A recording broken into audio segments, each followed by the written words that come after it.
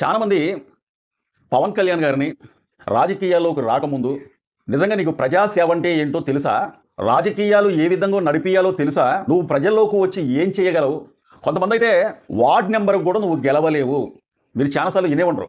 నువ్వు తిప్పి తిప్పి కొడితే 30 సినిమాల్లో కూడా ఇంతవరకు యాక్షన్ చేయలేకపోయినావు.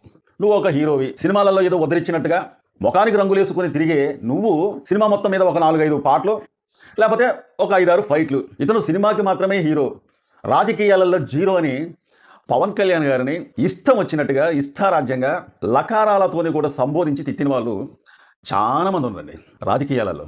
ఎప్పుడైతే పవన్ కళ్యాణ్ గారు జనసేన పార్టీ పెట్టిండో అప్పటి నుంచి నాకు తెలిసినంతవరకు అయితే అసలు ఏ రాజకీయ నాయకుడు ఇంకొక రాజకీయ నాయకుని ఆ విధంగా మాట్లాడాల, ఇంక్లూడింగ్ పవన్ కళ్యాణ్ గారి తల్లితో సహా కూడా ఇష్టం వచ్చినట్టుగా.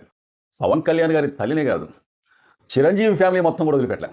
ఎన్ని మాటలు అన్నా సరే పవన్ కళ్యాణ్ గారు ఎందుకని పవన్ కళ్యాణ్ గారిని ఇంతలా విమర్శించే వాళ్ళంటే